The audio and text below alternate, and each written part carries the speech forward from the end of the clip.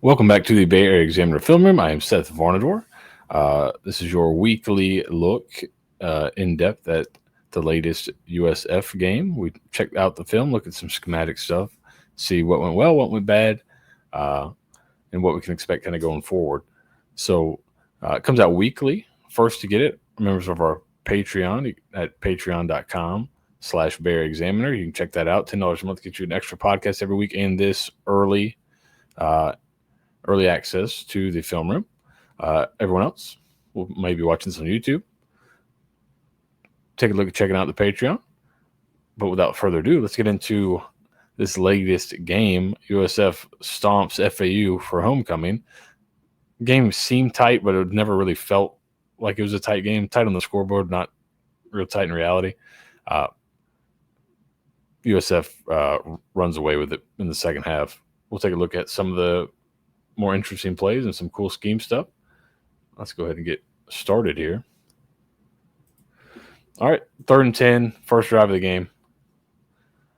This is why it's difficult to play man against USF. I think they even try to spy here.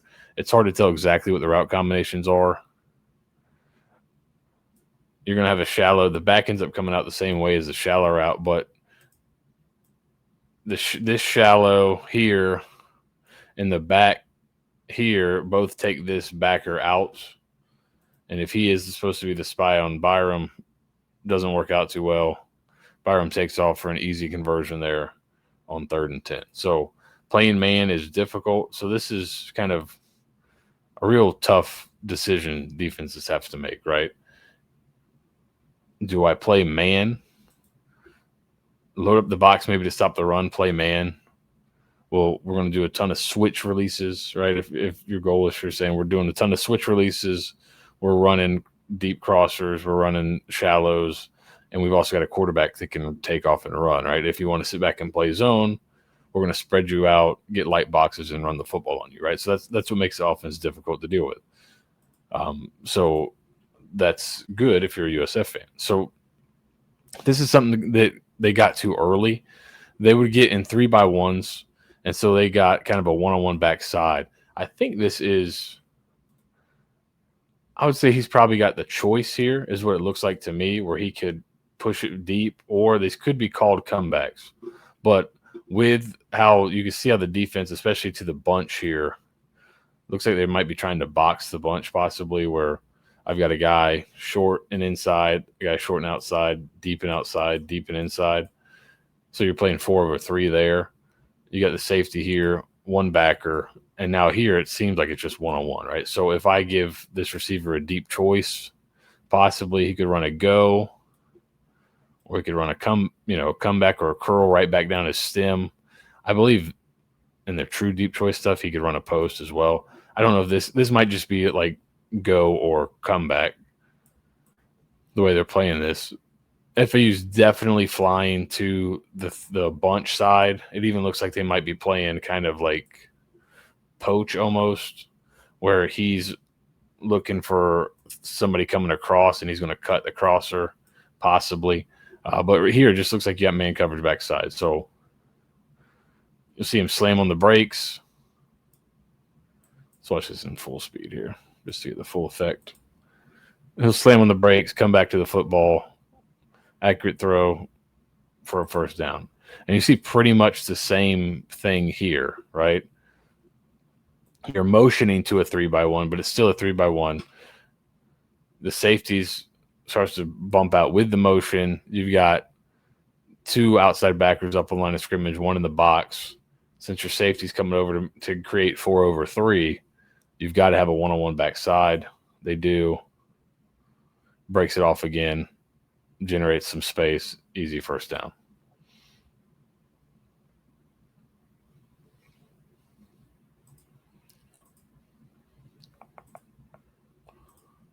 All right, so touchdown run here. They're going to run quarterback counter look. All right, so in this, FAU's playing kind of a tight front, it looks like, where they got 2-4 eyes, so guys inside of the tight end possibly, and then a nose. Then you got outside backers, and the theory is I can occupy the B gaps, force the ball wide, and these guys can turn the ball in, right? But when you go counter here, the key block is going to end up being here, right? Because what's going to happen is I'm going to get a pull and a kick out here, and then I'm going to be wrapping for there. And so he's technically free if I don't get up to him, but they're going to work a double up to him, up to this backer here. You'll see worked up to him now. And that's where you get that big, huge hole right there, right? So let's watch it again. So we're really down, down, down, working doubles where we can. And then he's able to climb up. Really good kick here and wrap. And then with playing 4 receivers, USF will sometimes do this with a tailback here, but they have 4 guys split out. I don't know if it's 4 receivers. That may be a back right there behind. But if you got 4 guys split out and you got your H-back tight end in the backfield, usually a better blocker, right? So that's Alvin Isaac up there. So they split the running back out there. But you're going to get a lighter box. Good job blocking this thing up. And that's why Byram walks in so easily. All right, so nice little blitz design here. So I wonder if this is my theory would be that FAU is a 3-man slide team. So what does that mean? Right, it means that whichever side is the slides, you're gonna have a zone side and a man side potentially, right? Where I'll have 2 here, and then my other 3 are both are working this way. So it could be 3-man slide would be my guess. So it seems like USF, the way the USF sets the front here is to get the slide to go this way, right? You have a nose. You have 3 potential rushers up on the line of scrimmage here. Now you're an empty, but you've got 2 here. I would imagine if it's true empty, he's possibly I'm hot off him potentially. But watch what USF does here, right? They show 5 potential rushers at the line of scrimmage, and really kind of 6 if you count Mac Harris. They're going to drop 2 out and only end up rushing 4, right? So when I get the slide to turn this way, I can get 3 guys wasted over here. So we're at 3 on 2, and where he's set up, this is pretty much a similar front to what you just saw from FAU, the kind of tight front, right? He's going to just run through the B gap here and kind of occupy both, because the tackle is setting wide for this. He's setting for him. So I'm going to run through here. I know the guard's going to turn with me because we're both setting for kind of a man. And as the guard turns with me, I'll just run through the tackle. And then, all right, well, this is your slide side. I'll put 2 over here. So I'll turn this way. And what does that do? All right, if I turn this way and he turns that way and I bring somebody right there, I might get a free hitter. And that's exactly what happens. So really good design, understanding what FAU's pass protections might be and really taking advantage of them. Turn. You see the guard looking like, oh, wait, maybe I was supposed to get that guy. Big tackle for loss, big sack there. So this is a fun run game wrinkle, bringing the wide receiver in the backfield. They're running like power read, right? And it's a little bit different, but not really. We're going to arc here, and we're going to be down. And instead of pulling a kick in this guy, we're going to read him. So I'm going to be flat here, right? All you're telling the quarterback, I'm watching him right here, right? We're not going to block him. I'm going to read him. If he flies out, right, the quarterback's going to keep it and follow this puller right here, right? So if this guy just totally flies out of there, I'm going to keep it up inside. If he kind of slow plays it and is really slow here, you see you have a lead blocker there for that, I can just give it. And he ends up, right, you don't even have to block him because you read him. he's kind of frozen, and you get one of your really explosive players the ball in space, right? So nice little wrinkle there. Just power reading that 4-eye. He sits, easy give read. And what else is cool is on the back side here, you do have an attached throw. So if for some reason I like to look, I can catch and throw this backside as well. Another nice run wrinkle is just kind of a draw look.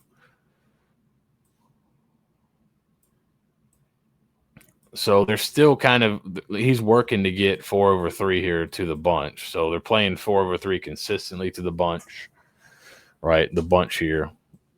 You got 3. They got 4, right? So that's a pretty consistent look. If I have the back as an extra blocker, well, I've got 6 guys to block 5 guys. And Byram just makes a safety miss, and now you've got a really good play there on the draw.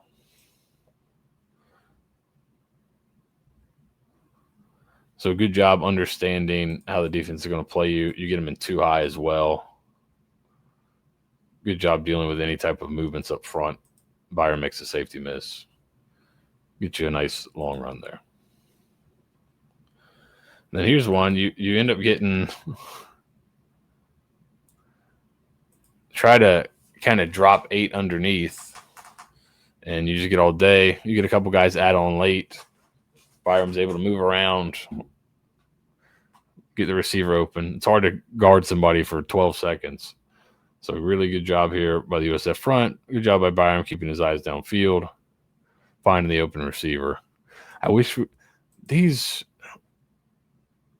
non-main ESPN broadcasts, because you'll see it even on SEC Network and other things. If it's not the main ESPN or ABC broadcast, they don't show enough replays. They don't give you enough angles of these games to be able to see it a little bit better. So that's unfortunate. Here's a nice wrinkle off of a screen look. So you see it looks like it very well may be man right here he looks like he's got man eyes, right? He's carrying this motion. We'll see it when he starts. He's carrying that motion almost all the way across. So if it is man, which he seems to have eyes on him, right? He's going to run a post. He's going to run a screen look. And so what's going to end up happening is these two are going to kind of switch, right? So he becomes 3, he becomes 2. Well, I'm guarding 3, I'm guarding 2, but they've changed. So do I need to take the new number 2? Do I need to take the new number 2? Do I need to take the new number 2? Do I need to take the new number 3? They don't quite exchange this here. The post route eliminates the corner. He runs him out of there. They both kind of jump up. He jumps up for what was originally his guy. He's a little slow because he sees it as well, and it looks like I'm coming to cross block here, and I just run right by him. Nice catchable ball here by Byram. And that's how you get a guy wide open. So pretty good beat on what they wanted to do. And this is a really nice concept to kind of take advantage of it. Bang. Slip him. See ya. Touchdown. All right, so the onside kick. So you can see here, you don't get it. Again, these broadcasts don't give you the best views, but you don't get the kind of pre-shot, the pre-snap look here, right? You just get the ball. But you can see once the camera angle switches, it certainly looks like they've got him really tucked in here, where he's almost, even if he's here, he's still, there's still some space, right? And I'm assuming they have some type of middle return, or he's going to come inside once he sees the ball kicked, right, to help set up their return. So if that's the case, there's all this space right in this area, right? So that's a good job of kind of scouting of, hey, he's in tight already, so he's pretty condensed. And then once the ball's kicked, and it's not kicked right at him, so once he sees the ball kind of, right, I'm going to ensure, and maybe maybe they don't do a good job of that, is making sure the ball is kicked deep as well, right? Some teams will just turn and run and get their spot. So they've got a good idea that he's going to go. They kick it right to this dead zone. You put what I'd imagine one of, if not the fastest guy on your team there. Just tell him sprint down there and catch it. And then a great kick with a little, you can kind of see looks like you're getting a little backspin here to pop up. He goes and attacks it with his hands, makes a catch there to recover the onside kick. So again, really good scouting, really good job of understanding what FAU want to do and being prepared for their stuff and how they play things. So sign of a well-coached team, right? When you can kind of take advantage of each week. If teams show you weaknesses, you can take advantage of them. 3rd and 4 here. So this is a concept they came to a few times. It doesn't burn them here, but this is a concept they come to a few times on 3rd and medium, and this has been a third and medium staple for them, is kind of double slant look. So you can read this inside out. So if he's looking here, right, if he wins right now, I'd like to throw that. If he flies underneath, I should just come outside right now because I got a one-on-one. Trust me, I got to win. So bang, he's flying. He's over the top of that, so that one's dead. I should just be looking to rip this one right here. And even same thing up top. He's over the top. I could rip this one right here. I'm not sure why Byram holds it. He could probably fit that thing in there. Now, maybe it's, big guy here. Maybe it's difficult to see. I don't know. But I would think once this guy screams down on that, work out, and you got to trust Keyshawn Singleton to win there. Stick it on him. He catches it. He breaks the tackle. It's a big play. If he doesn't, it's a first down. Now, Byram does a good job here scrambling and getting it, but later on he gets sacked. It's the same exact look, and he kind of picks the wrong side to work. Cole Skinner, goal line fullback, little bobbled it a little bit this week, so we'll see if this package continues. But good recovery here, catching it and still maintaining that leg drive. Doesn't even have the ball, and he's just still churning those legs, getting in. So nice touchdown again, and always fun to see what the celebration is. So here's kind of the same play. Last time was 3rd and 3. Here's 3rd and 4. Again, you're going to go kind of a double slant look. And I'm not sure if they have these outside guys getting flat or what. But first, I don't know. It seems really condensed to work over here.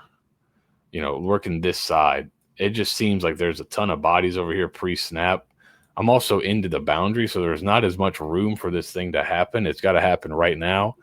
Maybe he thought, I'm going to get a rush there. I can just jam this thing on him real fast right here. But, you could think the same thing about this side possibly, and I got a ton more room out here.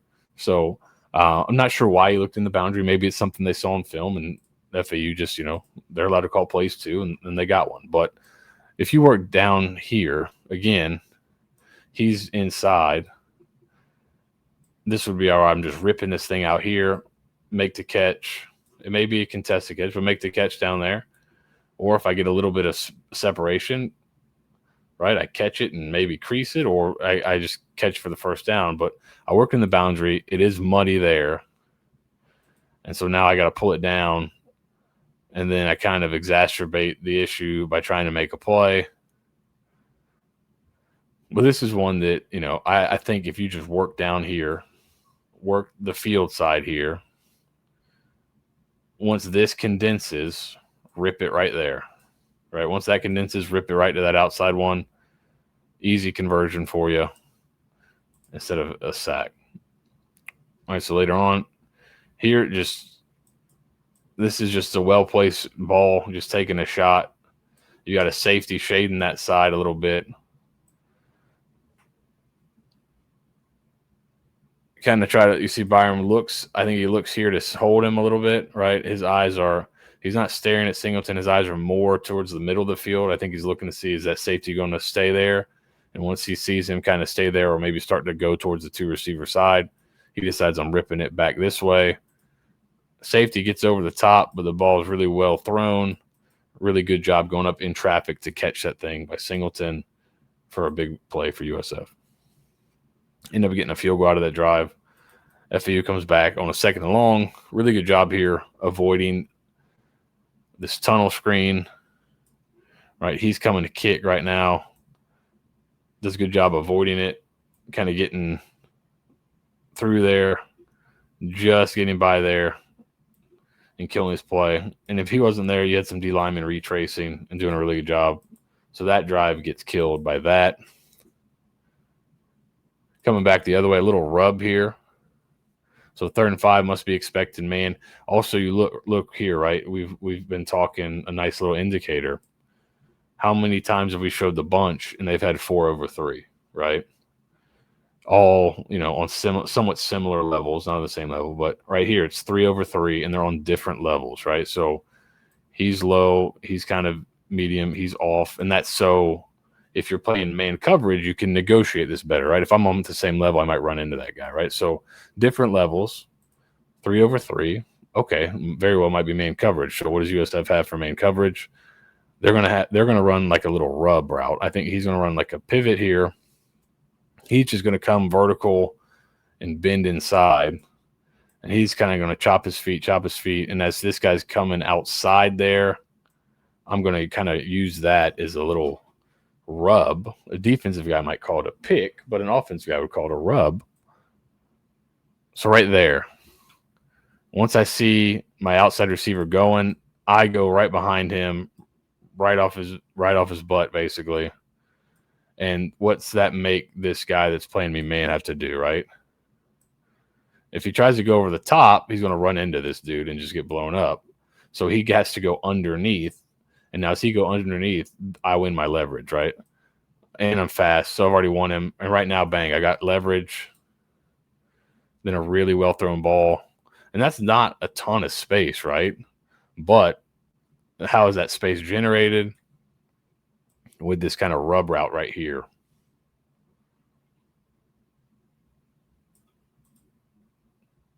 Good ball, good catch for a big conversion.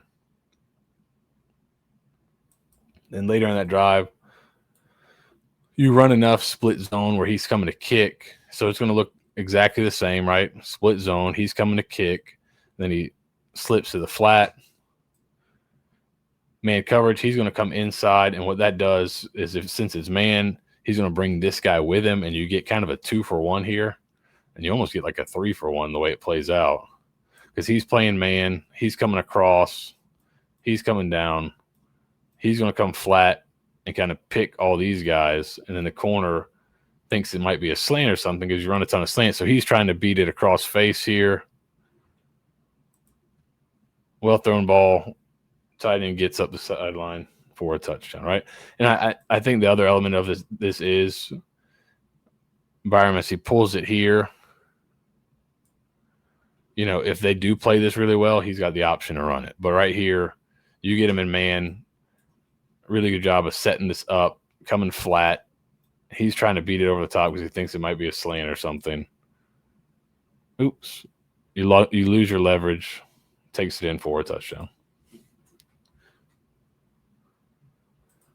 Not too dissimilar to the first one and the first sack we showed in terms of we're only going to rush 4 here, right? Instead of rushing 5.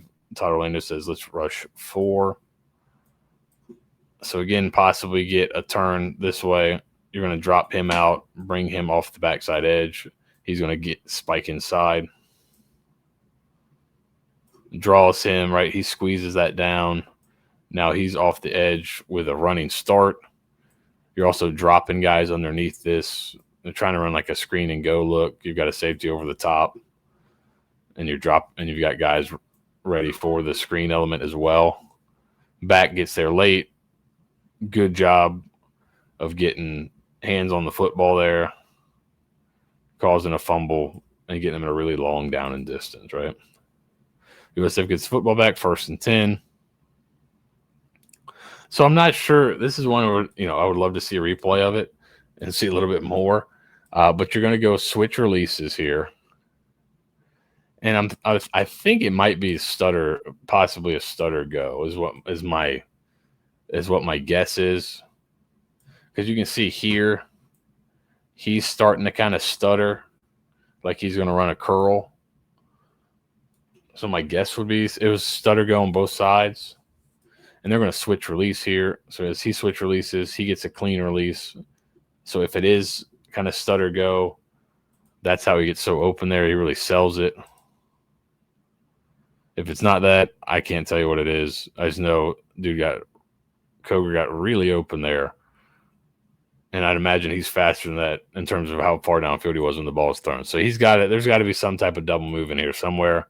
Byron does a good job getting to it, delivering a nice catchable football. Doesn't got to be perfect when the guy's that open. Just get it to him. Coger does the rest for the touchdown. All right, so the interception.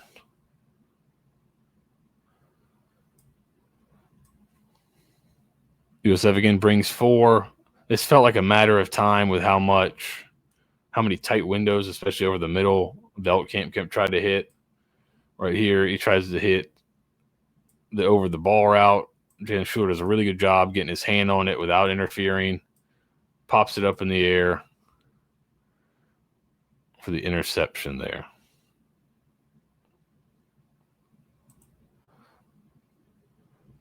USF comes back running split zone. He's coming backside.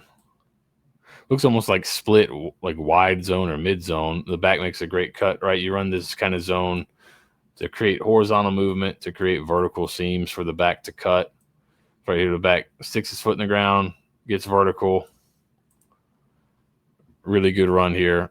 Runs through some tackles, gets it down inside the 5-yard line. Then you give it back to him, and he pays it off with another hard run on the next play. And then this one gets called back for a hold, but I did think it was a fun way to run a concept that a ton of people run. You'll see a ton of people run mesh rail. So mesh, right, you're bringing a shallow. He's going to be over the ball. A lot of times you'll see the back run the rail route, which is like a wheel. Here you're going to motion the receiver, and he's going to run the rail route here, basically. So it's just running like a wheel route with the mesh concept.